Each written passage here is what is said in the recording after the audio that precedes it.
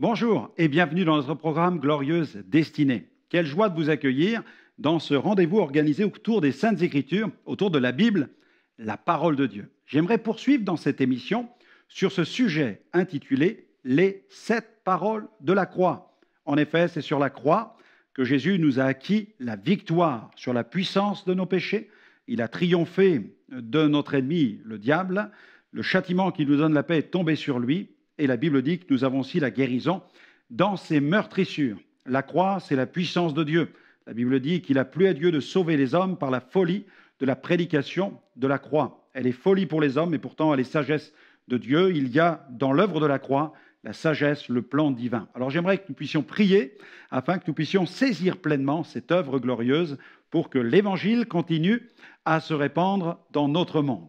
Merci notre bon Père Céleste pour l'œuvre de la croix que tu as permis avec ton Fils. Merci pour la venue de ton Fils sur la terre il y a 2000 ans, pour donner sa vie en sacrifice pour nos péchés. Je te prie, Seigneur, d'enflammer nos cœurs avec le message de la croix, afin qu'il se répande et qu'ainsi des multitudes sur la terre puissent trouver le chemin du salut, car nous croyons que cette œuvre est une œuvre glorieuse. Nous croyons que la croix n'est pas une défaite, que ça n'est pas un échec, mais que c'est vraiment le sceau de la révélation divine. À la fin des temps, au temps marqué de Dieu, tu veux sauver les hommes par la puissance de cette prédication de la croix. Amen. Gloire au Seigneur. Dieu soit loué pour ce privilège qu'il nous accorde de nous approcher de lui par la prière, de pouvoir aussi passer ce temps autour de la Bible, la parole de Dieu. Et je veux saisir l'opportunité de toute cette série d'émissions, de sujets qui vont traiter de la croix. Nous avons vu la première partie sur les 7 paroles de la croix.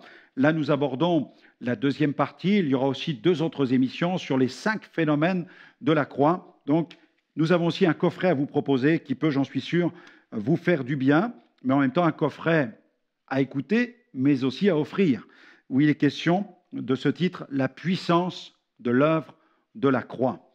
Dedans, eh bien, j'ai la joie d'apporter plusieurs messages. Découvrez le message impérissable qui a changé et qui change encore aujourd'hui la destinée de millions d'âmes dans ce monde. Le brigand sur la croix que Jésus sauva, le conquérant aux pieds ensanglantés, les 7 paroles de la croix, les 5 phénomènes de la croix, voilà toute une série de messages d'évangélisation, des messages qui vont vous ramener dans ces scènes tellement épiques de la crucifixion, mais en même temps des messages qui vont vous permettre de partager l'Évangile avec puissance autour de vous, car c'est le message puissant de Dieu, la croix. Mais avant d'aller plus loin, je vous propose d'écouter tout de suite le groupe Horizon qui chante ce titre magnifique, Dieu Sauveur. On les écoute et on se retrouve tout de suite.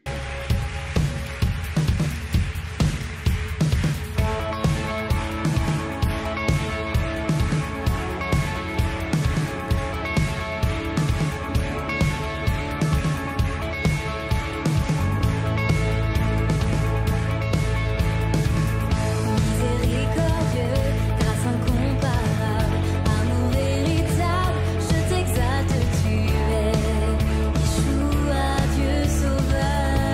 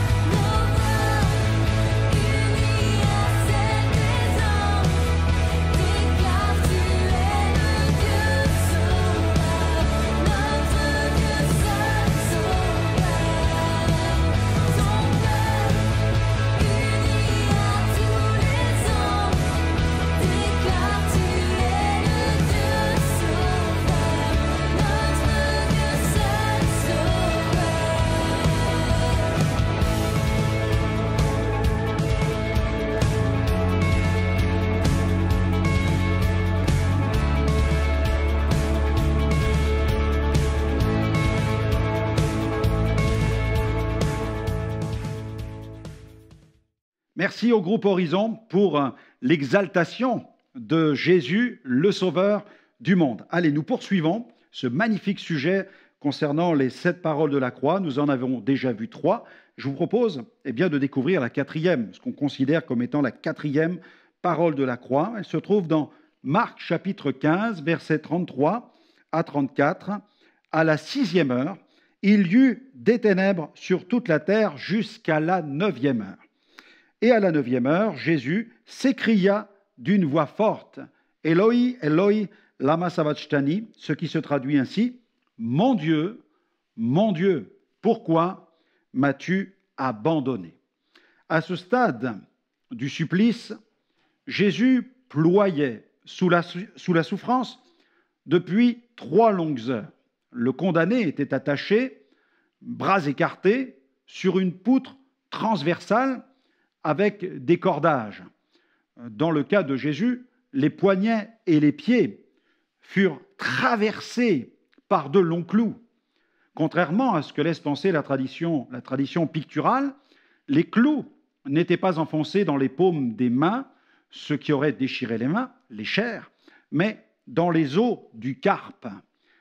Ses pieds, encloués, reposaient sur une console en bois fixée sur le poteau vertical.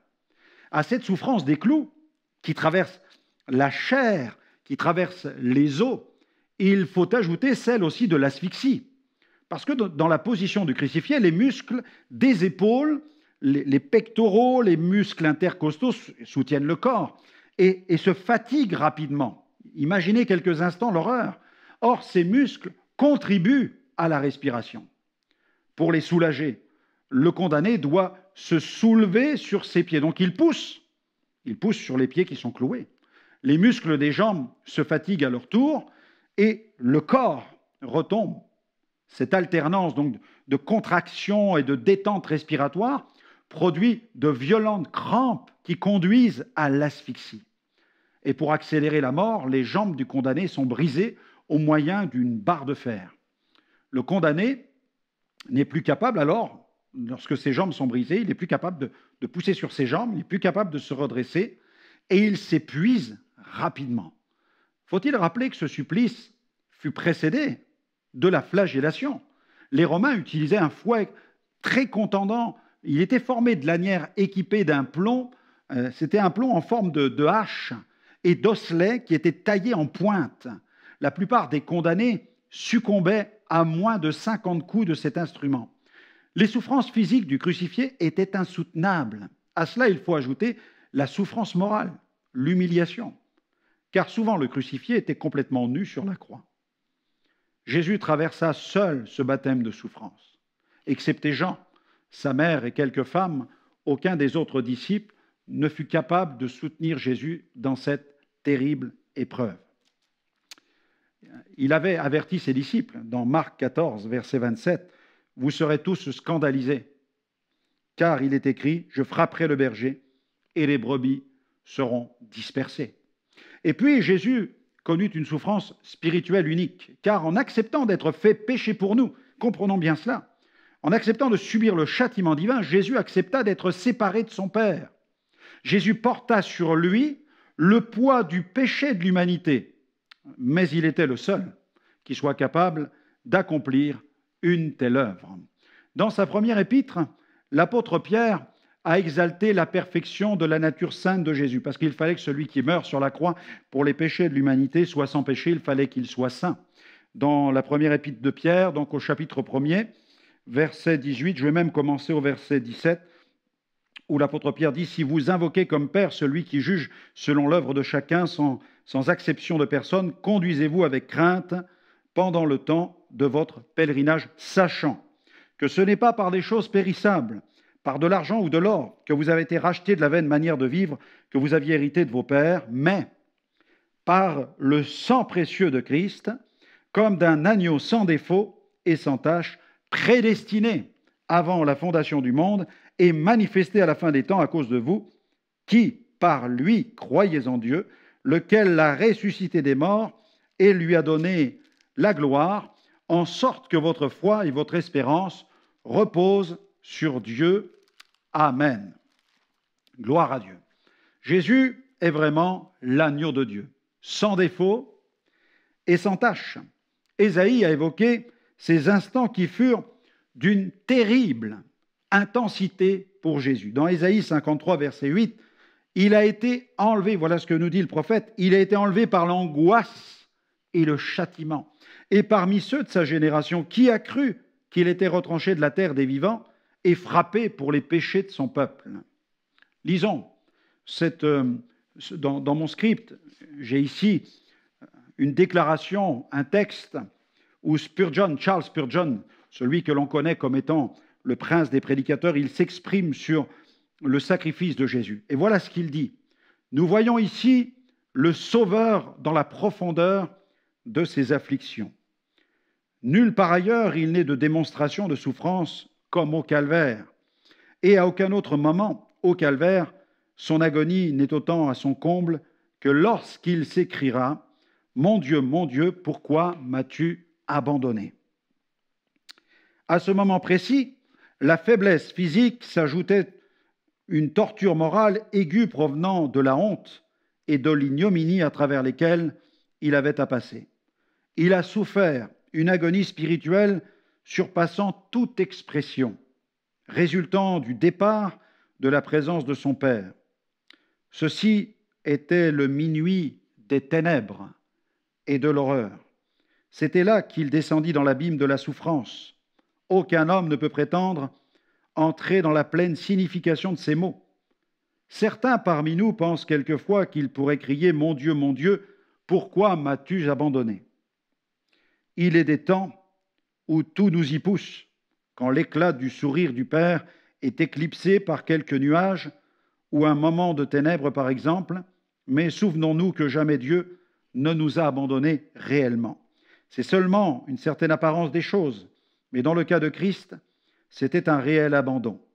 Nous souffrons d'un retrait momentané, de courte durée, de l'amour de notre Père, mais ce réel éloignement de la face de Dieu, de son Fils, qui mesurera quelle en fut la profondeur et l'agonie que cela lui causa?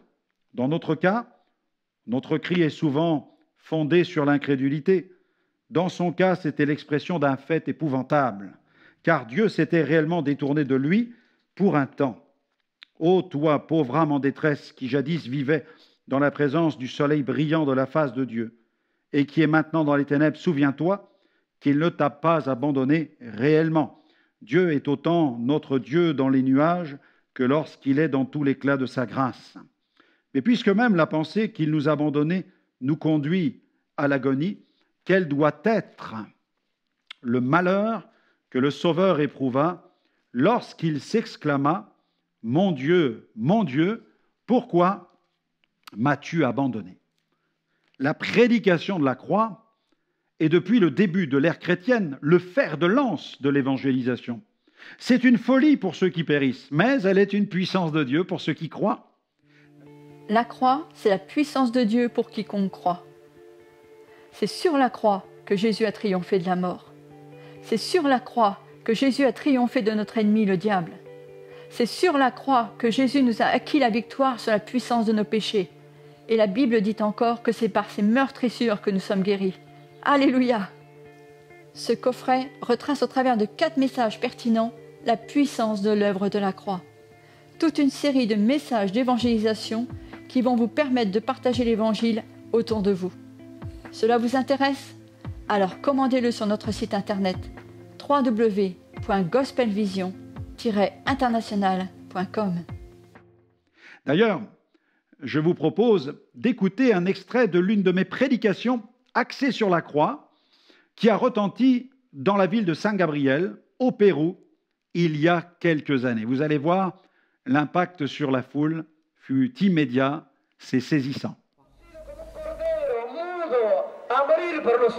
C'est vrai qu'il était considéré comme un agneau. Es verdad que fue considerado como un cordero. Jean-Baptiste l'a vu. Juan Bautista lo dijo. Il a dit voici l'agneau. Juan Bautista dijo he aquí el cordero. Mais il a dit voici l'agneau qui ôte le péché du monde. Él dijo he aquí el cordero que quita el pecado del mundo. Alléluia. Alléluia. Il ôte le péché du monde. Él quita el pecado del mundo. Jésus donne la victoire sur le péché. Jesús nos da la victoria sobre el pecado. Il est l'agneau sur la croix. Él es el cordero sobre la cruz. Il est doux et humble de cœur. Él es manso y humilde de corazón. Il a été rejeté. Él fue así rechazado. Il a été cloué. Ella estaba ahí clavado. Mais la Bible le décrit comme étant le lion de Juda. Pero la Biblia también lo describe como el león de Judá. Vous connaissez le lion? ¿Conoce usted un león? Jésus est le lion de Juda. Jesús es el león de Judá. Et il rugit parce qu'il est victorieux. Y él tiene la victoria, él ha ganado. Et il a vaincu le diable à la croix. Él ha vencido al diablo en la cruz. Il a vaincu les démons à la Él croix. ha vencido a todos los demonios en la Il a cruz. vaincu la maladie à la croix. Él venció así la enfermedad. Il a vaincu l'enfer à la croix. Venció el infierno en la cruz. Il a vaincu le jugement à la croix. Venció el juicio en la cruz. Les infirmités, Los enfermos, les maladies, aquellos que tienen enfermedades, les esclavages. los que tienen esclavitud. La Bible dit que Jésus a dépouillé les dominations et les a livrés publiquement en spectacle par la croix. La Biblia dice que Jesús nos ha liberado y nos ha puesto como espectáculo así sobre la cruz. C'est pourquoi nous prêchons la croix. Es por eso que predicamos la cruz. Nous prêchons la croix, la croix, la croix. Predicamos la cruz, la cruz, la cruz. Alléluia! Aleluya. C'est le seul moyen pour vous d'être sauvés. Es el único medio que tenemos para ser salvos. Vous vous tournez vers le Christ qui a été rejeté. Para volvernos al Cristo que fue rechazado. Mais le Christ rejeté, c'est le Christ qui a triomphé de nos péchés. Pero el Cristo rechazado es el Cristo que triunfó sobre nuestros pecados. Jésus dit, je suis doux et humble de cœur. Jesús dice, yo soy manso y humilde de corazón. Et il dit, venez à moi. Y Él te dice, ven a mí, Venez à moi. ven a mí. Venez à moi, vous tous qui êtes fatigués et chargés. Venid a mí todos los que estáis cargados y fatigados. Il dit, venez à moi, c'est un impératif. Venid a mí es una orden, un imperativo. Le premier mot ce soir que je vais partager avec vous est celui-ci. Jésus dit, venez. Si vous n'avez pas accepté le Christ dans votre vie, Si no ha aceptado a Cristo en su vida, alors approchez-vous devant l'estrade. Maintenant, je vais prier pour vous. acérquese ahora hasta aquí enfrente y estaré orando por ustedes.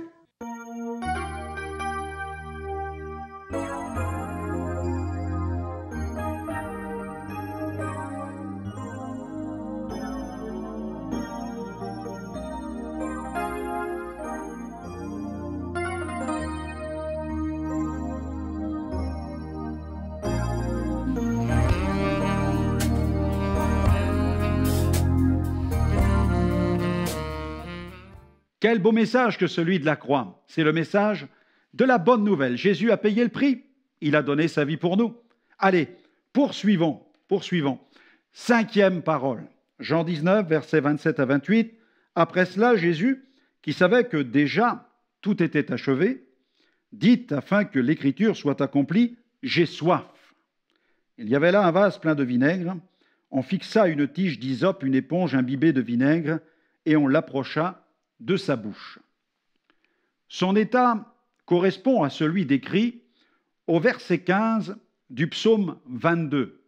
Ma force se dessèche comme l'argile et ma langue s'attache à mon palais. Tu me réduis à la poussière de la mort. Cette parole témoigne de l'humanité et de la divinité du Christ. Cette parole, j'ai soif, témoigne une fois encore de deux éléments fondamentaux concernant la personne de Christ. Son humanité. À cause de l'asphyxie provoquée par le supplice, le crucifié suait abondamment. Il se déshydratait. Jésus fut vraiment fils de l'homme. Et puis nous avons sa divinité. Malgré ses souffrances, Jésus resta conscient et voulut remplir totalement sa mission rédemptrice. Il accepta de boire la coupe de malédiction. Pas question pour lui de reculer. Il est le Fils de Dieu. Et il compte bien accomplir les saintes Écritures. Ainsi, sachant que déjà tout était achevé, nous l'avons lu, il dit afin que l'Écriture soit accomplie, j'ai soif. Et cette parole de l'Écriture que Jésus voulut tout particulièrement accomplir fut celle-ci, Psaume 69, verset 22, « Ils mettent du fiel dans ma nourriture, et pour apaiser ma soif, ils m'abreuvent de vinaigre. » De nombreux commentateurs pensent que ce liquide était une sorte de vin suri. Les armées romaines buvaient dans leur camp un vin léger, suri, appelé acetum, une sorte de vinaigre. C'est probablement une boisson de ce genre que le soldat romain chercha à offrir à Jésus, Jésus crucifié, pour étancher cette soif qui le tiraillait. Jésus en accepta une gorgée. On lui avait tendu auparavant un autre breuvage, un vin enivrant, mêlé de myrrhe celui-là. Jésus l'avait refusé. En tant qu'homme, Jésus a été tenté en toutes choses. Il a connu la tentation, la trahison, le rejet, la souffrance. Nous pouvons parler d'un véritable baptême de souffrance. Dans Hébreux chapitre 4, versets 14 à 16, il est présenté comme étant notre souverain sacrificateur. Ainsi, puisque nous avons un grand souverain sacrificateur qui a traversé les cieux, Jésus, le Fils de Dieu, demeurons fermes dans la foi que nous professons. Alléluia. Car nous n'avons pas un souverain sacrificateur qui ne puisse compatir à nos faiblesses. Au contraire, il a été tenté, comme nous, en toutes choses, sans commettre de péché. Approchons-nous donc avec assurance du trône de la grâce, afin d'obtenir miséricorde et de trouver grâce pour être secourus dans tous nos besoins. Amen. Jésus, qui est notre souverain sacrificateur pour l'éternité, compatit à notre faiblesse et il désire nous secourir dans tous nos besoins. Pour cela, il nous faut nous approcher du trône de la grâce avec un cœur humble et un cœur repentant. 6e parole. Continuons. Jean 19, verset 30. Quand Jésus eut pris le vinaigre, il dit « Tout est accompli » et baissant la tête, il rendit l'esprit. Mais attention, quand Jésus prononça ces mots « Tout est accompli », il ne voulut pas dire qu'il était en train de rendre l'âme. Non. Il voulait affirmer que la victoire totale sur le péché était sur le point d'être remportée. Ces mots ont été traduits à partir du verbe grec « téléo », qui exprime l'idée du règlement d'une dette ou d'une facture. Il faut comprendre cette parole de Jésus ainsi « tout est payé ». Ces mêmes mots ont été retrouvés sur certaines factures datant de l'époque même de Jésus. Sur la croix, Jésus affirma que la dette de nos péchés était payée. Il a satisfait pleinement la justice de Dieu.